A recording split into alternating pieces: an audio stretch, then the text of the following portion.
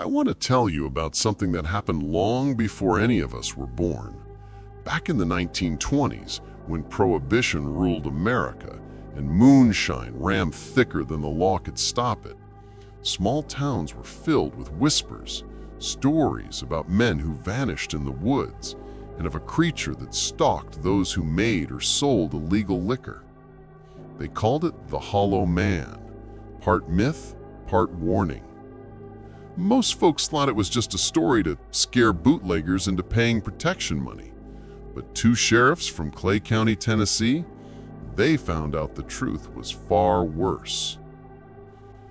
It was supposed to be a simple raid. Two sheriffs, Joseph Miller and Frank Boyd, heading into the woods to shut down another moonshine still. They followed the smoke through the trees and reached a small shack deep in the valley. The closer they got, the colder the air felt. And then they heard it, a sound that didn't belong to any man. A slow, scraping breath from inside. Something moved, and then a face appeared in the crack of the door, white, stretching, too long to be human. Both men ran. Sheriff Miller swore later that he heard bones clattering as the thing followed them into the dark. But duty does strange things to fear. By morning, they returned, lanterns in hand, guns drawn. The shack looked smaller in the daylight. No monster, no footprints, just silence. They forced the door open. Inside, the air stank of rot and old iron. What they saw under the floorboards didn't belong in any fairy tale.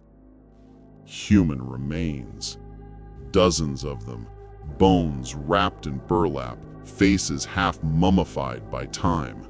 The Hollow Man wasn't a creature at all. He was a man, a killer who'd used local folklore to hide his crimes. He'd stalked moonshiners, murdered them, and buried their bodies right where the legend said monsters lived. Locals said they'd seen the Hollow Man years before, tall, pale, moving without sound. Turns out, he made himself look that way. He bleached his skin with chemicals, wore animal bones to change his shape in the dark.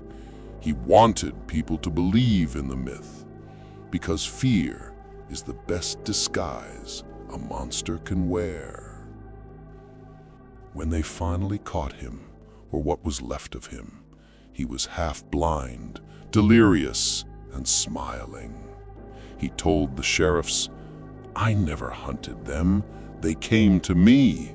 The woods always take what belongs to them." The shack was burned to the ground, but the story never really ended.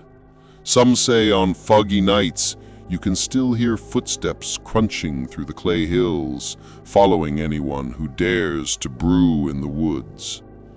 And every so often, when a new still goes missing, someone carves a name into the dirt by the ashes. Hollow Man.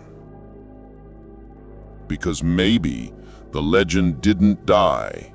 Maybe it just found a new body to wear. If you ever see something human pretending not to be, run, because that's not a ghost. That's someone who's learned how to hide like one.